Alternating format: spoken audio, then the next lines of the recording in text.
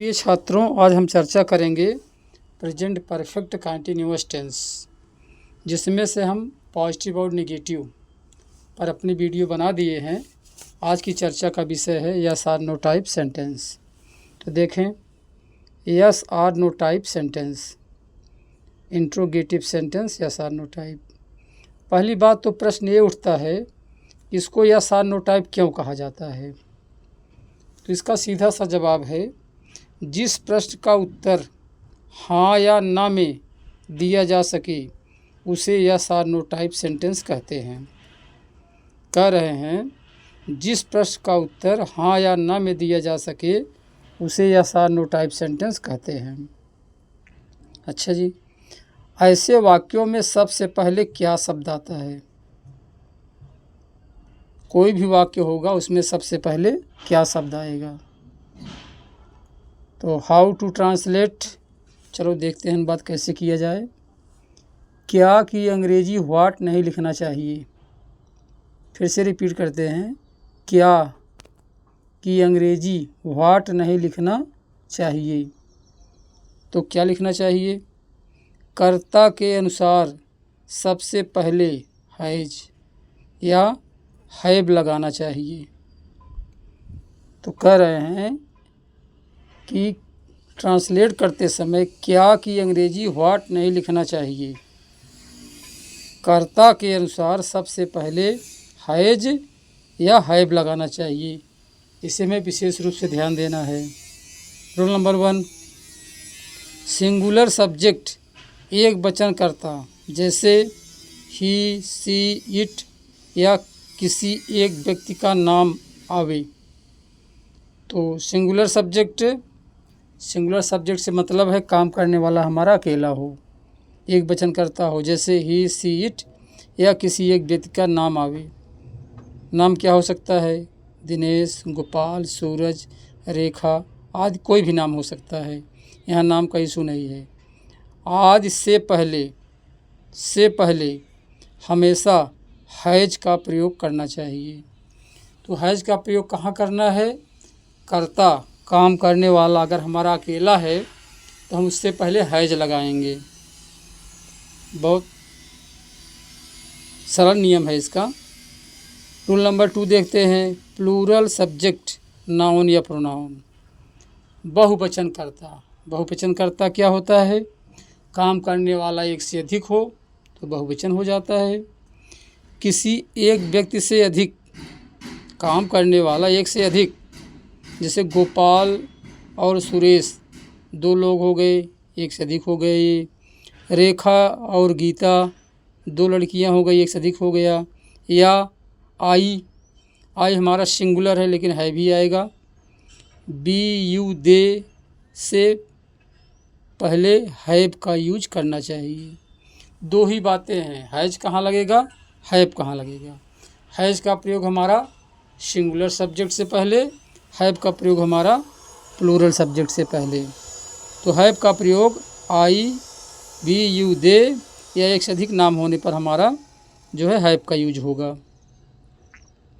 फिर देखते हैं शॉर्ट में, हैज का प्रयोग सिंगल काम करने वाला एक हो, अर्थात काम करने वाला एक हो उससे पहले हम हैज लगाएंगे।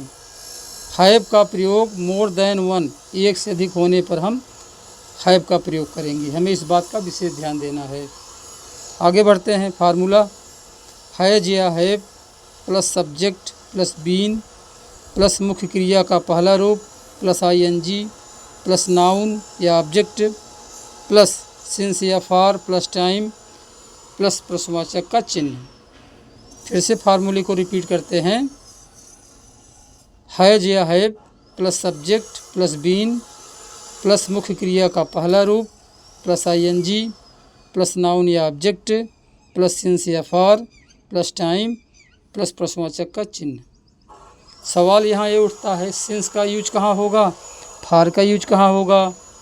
ये पॉइंट ऑफ टाइम, निश्चित समय के लिए हम सिंस लगाएंगे और ये पीरियड ऑफ टाइम, अनिश्चित समय के लिए हम फॉर लगाएंगे। नोट, सिंस का प्रयोग निश्चित समय, जैसे सुबह से, दोपहर से, 3 बजे से, 4 बजे से पॉइंट ऑफ टाइम के लिए हम सिंस लगाएंगे। और फॉर का यूज कहाँ होगा? फॉर का प्रयोग अनिश्चित समय, जैसे 2 घंटे से, 6 घंटे से, 5 घंटे से, 8 घंटे से आदि होने पर हम फॉर का प्रयोग करेंगे। तो सिंस फॉर का प्रयोग करना बहुत ही इजी है। आगे बढ़ते हैं, फार्मूले को हम फिर से रिपीट करते हैं। हैज या हैव प्लस कर्ता प्लस बीन प्लस मुख्य क्रिया का पहला रूप प्लस आईएनजी प्लस नाउन या ऑब्जेक्ट प्लस सिंस या फॉर प्लस टाइम प्लस प्रश्नवाचक का चिन्ह। एग्जाम्पल, अब हम कुछ उदाहरण लेंगे। क्या वह 2 बजे से सो रहा है? क्या वह 2 बजे से सो रहा है?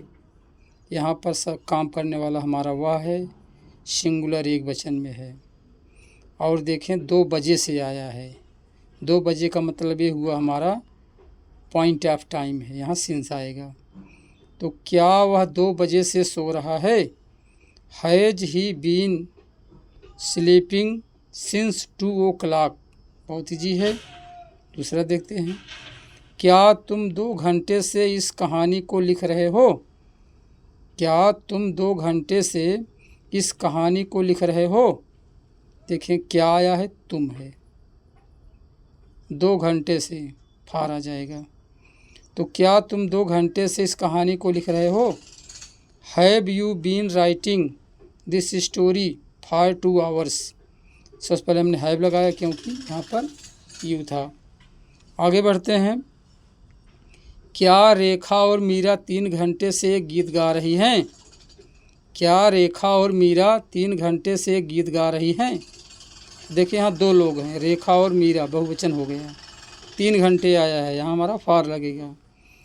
तो have Rekha and Meera been singing a song for 2 hours, 2 लोग हैं, बहुवचन हुआ। तो रिपीट करते हैं, have Rekha and Meera been singing a song for 2 hours। चौथा देखते हैं, क्या तुम्हारा मित्र 4 बजे से इंतज़ार कर रहा है? क्या तुम्हारा मित्र 4 बजे से इंतज़ार कर रहा है? वाक्य को गौर से देखें, 4 बजे से है, हमारा यहाँ पर सिंस आएगा। तो has your friend been waiting for since 4 o'clock? Has your friend been waiting for since 4 o'clock? 5वां एग्जाम्पल लेते हैं, क्या वे 4 बजे से लखनऊ जा रहे हैं? 4 बजे से सिंस आएगा। क्या वे है, दे से पहले हैव लगेगा। तो क्या वे 4 बजे से लखनऊ जा रहे हैं? हो जाएगा have they been going to Lucknow since 4 o'clock? Have they been going to Lucknow since 4 o'clock? तो इस प्रकार से आप देख रहे हैं, हमने yes or no type sentence पढ़ाया प्रेजेंट परफेक्ट कंटिन्यूअस टेंस का, जिसमें हम यस आर नो टाइप चल रहे थे। अब आगे हम इसका देखेंगे WS टाइप, चौथा और अंतिम भाग। WS टाइप, पहली बात तो देखें इसे WS टाइप क्यों बोलते हैं, इंट्रोगेटिव सेंटेंस। मतलब मामला क्या है, इसमें प्रश्नवाचक शब्द जो है वाक्य के बीच में आता है। तो देखते हैं, पहचान, ऐसे हिंदी वाक्यों में प्रश्नवाचक शब्द कब, कहाँ, कौन, क्या, क्यों, कैसे आदि शब्द वाक्य के बीच में आते हैं। फिर से रिपीट करते हैं, ऐसे हिंदी वाक्यों में प्रश्नवाचक शब्द कब, कहाँ, कौन, क्या, क्यों, कैसे आदि शब्द वाक्य के बीच में आते हैं। हाउ टू ट्रांसलेट, अनुवाद कैसे करें। अंग्रेजी में अनुवाद करते समय सबसे पहले प्रश्नवाचक शब्द कब, कहाँ, कौन, क्या, क्यों, कैसे की अंग्रेजी लिखना चाहिए। कहने का मतलब यह है कि WS टाइप सेंटेंस में ट्रांसलेट करते समय हमें सबसे पहले क्वेश्चन वर्ड कौन से हो सकते हैं, कब, कहाँ, कौन, क्या, क्यों, कैसे, इनकी अंग्रेजी हमें सबसे पहले लिखना चाहिए अनुवाद करते समय। इस बात का हमें विशेष ध्यान देना। तो हम कह रहे थे क्वेश्चन वर्ड की अंग्रेजी कैसे होगी, देखते हैं। प्रश्नवाचक शब्द कब, कहाँ, कौन, क्या, क्यों, कैसे की अंग्रेजी लिखने के बाद सबसे पहले क्वेश्चन वर्ड आएगा। इनकी अंग्रेजी लिखने के बाद कर्ता के अनुसार हैज या हैव का प्रयोग करना चाहिए। इसका मतलब हुआ सबसे पहले क्वेश्चन वर्ड लगेगा, उसके बाद कर्ता के अनुसार हैज या हैव लगना लगेगा। हैज का प्रयोग कहाँ होगा? सिंगुलर सब्जेक्ट अर्थात काम करने वाला अकेला हो तो हैज कहाँ लगेगा? काम करने वाला हमारा अकेला हो तो वहाँ पर हमें हैज का प्रयोग हो। जैसे ही, सी, इट या सिंगल नाम जैसे रवि, राकेश, सुनीता आदि आने पर किया जाता है। क्या किया जाता है? हैज का यूज होगा क्वेश्चन वर्ड के बाद। हैव का प्रयोग कार्य करने वाला एक से अधिक होने पर अर्थात प्लूरल नाउन या प्रोनाउन आने पर, जैसे we, you, they, the boys, the girls, Radha and Meera आदि आने पर इनसे पहले हमारा जो है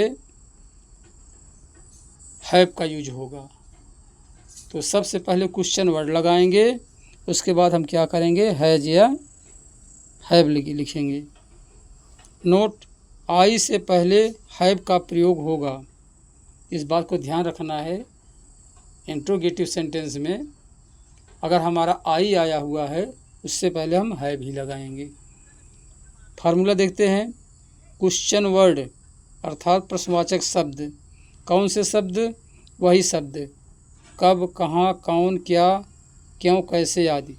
तो क्वेश्चन वर्ड प्लस हैज या have plus subject plus been plus मुख्य क्रिया का पहला रूप प्लस आईएनजी प्लस नाउन या ऑब्जेक्ट प्लस सिंस या फॉर प्लस टाइम प्लस प्रश्नवाचक का चिन्ह। रिपीट करते हैं। क्वेश्चन वर्ड प्लस हैज या हैव। हैज कहाँ लगेगा? हैव कहाँ लगेगा? बताया गया। सब्जेक्ट प्लस बीन प्लस मुख्य क्रिया का पहला रूप प्लस आईएनजी प्लस नाउन या ऑब्जेक्ट प्लस सिंस या फॉर प्लस टाइम प्लस प्रश्नवाचक का चिन्ह। अब इस फार्मूले को सिद्ध करने के लिए हम कुछ एग्जाम्पल लेंगे। पहला लेते हैं। तुम्हारी पढ़ाई 2 वर्षों से कैसे चल रही है? तुम्हारी पढ़ाई 2 वर्षों से कैसे चल रही है? तो हमें सबसे पहले कैसे की अंग्रेजी लिखना होगा। How your study been. देखें यहाँ पर है जाएगा। How has your study been. तो यहाँ हम हाउस के बाद जो है हैज लगाएंगे चूँकि फार्मूले में भी दिया है। तो how has your study been going on for 2 hours. Sorry, यहाँ आवर्स के स्थान पर हमें ईयर्स लिखना होगा। YEARS। इतने समझदार आप कर लेंगे। तो हाउ के बाद हम यहाँ क्या लगाएंगे? हैज लगाएंगे। How has your study been going on for 2 years. आगे देखते हैं। वे आज 3 बजे से क्या कर रहे हैं? वे आज 3 बजे से क्या कर रहे हैं? तो देखें, तो व्हाट हैव, यहाँ पर आप हैव लगाएंगे। ये वाला है मिस हो गया हमसे। What have they been doing today since 3 o'clock। तो क्वेश्चन वर्ड पहले आ गया। क्वेश्चन वर्ड के बाद अकॉर्डिंग टू सब्जेक्ट दे है, यहाँ हम हैव का यूज करेंगे। ये हम हैव लगा देंगे। तो what have they been doing today since 3 o'clock। Third example लेते हैं। पिताजी 3 बजे से कहाँ जा रहे हैं? पिताजी 3 बजे से कहाँ जा रहे हैं? तो हमने यहाँ भी हैज नहीं लगाया है, यहाँ हैज कर लेंगे इस स्थान पर।